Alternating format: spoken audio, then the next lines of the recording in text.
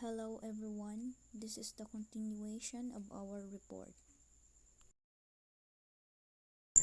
Module 6 Internet Technology Overview of Networks. A network is a connection of computers and devices that share information and resources. Networks help in communication, file sharing, and access to the Internet. What is network? A network is defined as the connection of at least two computer systems, either by a cable or wireless connection. The simplest network is a combination of two computers connected by a cable. This type of network is called a peer-to-peer network. There is no hierarchy in this network. Both participants have equal privileges. Each computer has access to the data of the other device and can share resources such as disk space, applications, or peripheral devices, printers, etc. So a network is a connection of computers and devices like printers, routers, and phones that allows them to share information and resources. So this can be through wires or wireless connection. For example, kung mag-connect kit sa Wi-Fi and open kit Google or mag-watch YouTube, we're using networks.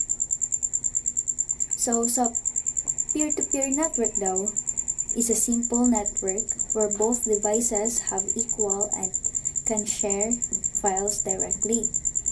For example, our smartphones creates a temporary Wi-Fi hotspot, allowing other devices to connect directly for internet without routers. That's the example of peer-to-peer network. So there are two kinds of networks: wired networks and wireless networks. Wired networks uses coaxial cable, twisted pair cable, Cat5e, and Cat6 cables, and fiber optic cable as its transmission media. So sa wired, use physically cables to connect devices. This can be coaxial cable, twisted pair cable, and fiber optic cable. So sa coaxial cable, used in cable TV and mga older networks. So sa twisted pair cable, used for Ethernet connections like offices, homes. Sa fiber optic cable naman, uses light signals to transfer data very fast. So sa wireless networks, uses radio waves, infrared, microwave, and satellites as the transmission media to send and receive data using wireless technologies such as Wi-Fi, hotspot, Bluetooth, and example of such as network is a mobile networks.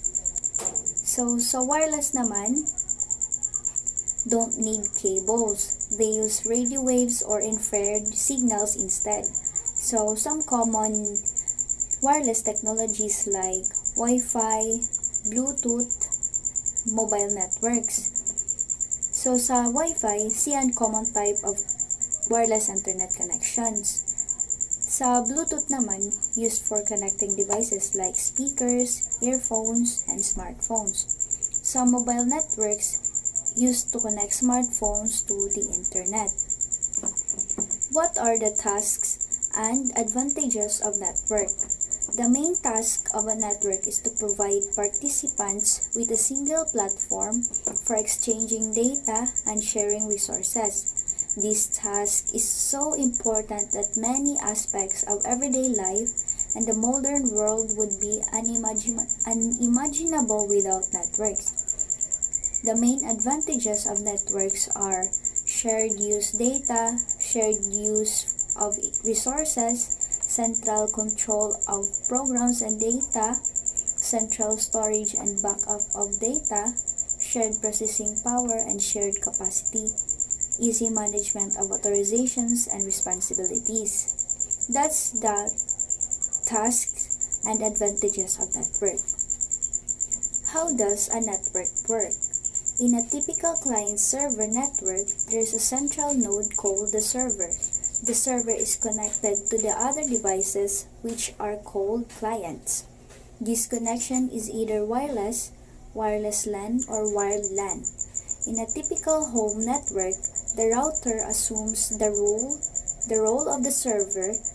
It is connected to the internet and provides the internet resource for the other devices such as computers, smartphones, etc. So a network consists of devices, which is the clients, that connect to central system, which is the server. So sa server, siya nagpo-provide information to clients, and clients naman the one who request and receive informations to the server. Like for example, your router acts as the server. It connects to the internet and shares it with all devices like phones and laptops, which is the clients. So an server is the router, and the clients naman are phones and laptops. The client-server model. In this system, a client is a device or program that requests data, and server is a system that provides the requested information or services. For example, when you search Google, your browser, the client, sends a request to the Google server, which then processes the request and returns search results. So one client, siya ang device or a program that requests data or service to server. Tapos ang server, siya ang system who provides data or services to clients. So, like for example, when you search Google, your browser, siya ang clients. Then, ang Google, siya ang server. So, that's the two, the client and the server. How does the client-server work? Client, when we say the word client, it means to talk a person or organization using particular service. Similarly, in the digital world, a client is a computer host capable of receiving information or using a particular service from the service servers. So servers, similarly, when we talk about the word servers, it means a person or medium that serves something. Similarly, in this digital world, a server is a remote computer that provides information, data, or access to particular services. So sa kanina, ginanyakan na kung nanoon client and server. So si client, siya ang nag-request data, and the server, siya ang nagpo-provide sa aton information ng mga services. LANs and WANs. LAN, Local Area Network.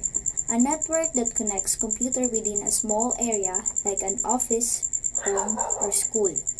WAN, Wide Area Network. A network that connects computer across large geographical areas such as different cities or countries.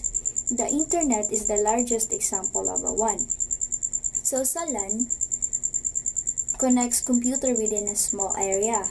Like for example, school computer lab. All computers are connected to the same router or switch within the lab.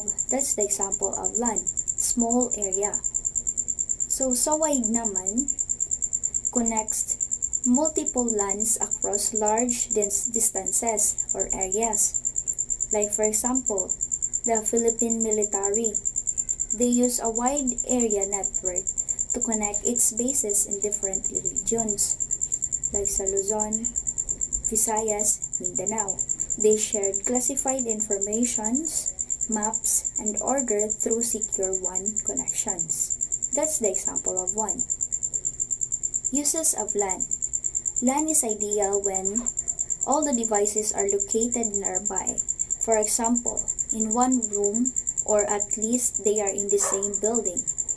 Real-time data transfer or file transfer and gaming require high bandwidth. The primary of network control and security are seen since LANs are easier to monitor and control. In some cases, the number of devices or users that need to be connected has to be limited and should not depend on other networks. So, ano naman ang uses of WAN? WAN is suitable when an equipment or office is located in more than one geographical area. It is necessary to link several LANs for the organization of your data, storage, or use of common applications. In multinational organizations, there is always need of communication between different regional offices in the business. Leveling of reliance on external infrastructure like internet or leased lines is still acceptable as means of telecommunication for the long distances telecommunication. Our topic today is about the overview of the Internet. Now, what is Internet? The Internet is a global network that connects millions of devices and enable users to access and share information, communication, and use online services. Like, example, watching video on YouTube, sending emails, and browsing social media are all activities made possible by the Internet. The use of the Internet is to communicate across large or small distance, sharing information from any place in the world, and access information to answer to almost any question in moments. The main purpose of the Internet is to enable the global exchange of information and communication between computers and devices, facilitating access to, to a vast array of resources and services. To connect the Internet, we need the following four things. Number 1, a computer. Number 2, a modern and telephone line if you are using dial-up access. A data line of some sort if you are not using dial-up access. Number 3, an internet browser, software, and software to connect you to the ISP. Number 4, an account with the Internet Service Provider, ISP, souvenir. Applications of the Internet: sending and receiving email, searching and browsing information archive, copying files between computers, conducting financial transaction, navigating in your car, smart scooter, smart bike, or other, playing interactive games, video and music streaming, chat or voice communication, direct messaging, video conferencing, etc. The World Wide Web. The World Wide Web is a system of interlinked web page that can be accessed through the internet using web browsers. It allows documents and other web resources to be accessed over the internet according to specific rules of the Hypertext Transfer Protocol, HTTP. The first website was launched on August 6, 1991. The web was invented by English computer scientist Tim Berners-Lee in 1989 and opened to the public in 1993. It was conceived as a universal link information system. Documents and other media content are made available to the network through web servers and can be accessed by programs such as web browsers. Servers and resources on the World Wide Web are identified and located through character string called Uniform Resource Locators, URLs. URL. The www in a link is historical and technical convention that indicates a website is part of the World Wide Web, with it is still widely used. It's not strictly necessary, and many websites can be accessed without it.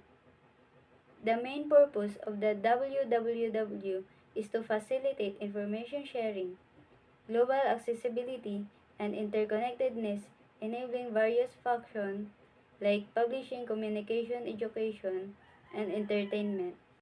Key components of www. Number 1. HTTP Hypertext Transfer Protocol. The protocol used for transferring data over the web. Number 2. HTML Hypertext Markup Language. The standard markup language used for creating web page. URL Uniform Resource Locator. The address used to locate a specific web page or resource. Number 4. Web browsers. Software application used to access and view web page. Google Chrome, Mozilla, Firefox. Web browser. A web browser is the software application that allow use to access a negative website. A web browser is not the same thing as a search engine. Touch the two are often confused. 3 or 4a. Search engine is the website that provide link to other website. However, to connect to a website service and display its web page, a user must have a web's power and install. Example, if you want to search for information, you can open the web browser like Google and Chrome and web browser. Popular web browser. Internet Explorer. Released in 1995, became dominant web and browser in the late 1990s and the early 20s. Google Chrome, released in 2008, is the most indifferent used web and browser today. Mozilla, released in 2004, is the popular open source web and browser. Microsoft Edge, released in 2015, is the default web and browser and Windows 10 device. Safari is released in 2003, is the default web and browser on Apple device. Web browser, a feature of modern web and browser. Number 1. Rebate or browsing allow use to open multiple web and page is the single window. Number 2. Private browsing and models allow use to browse the web on without storing the history of cookies. Number 3.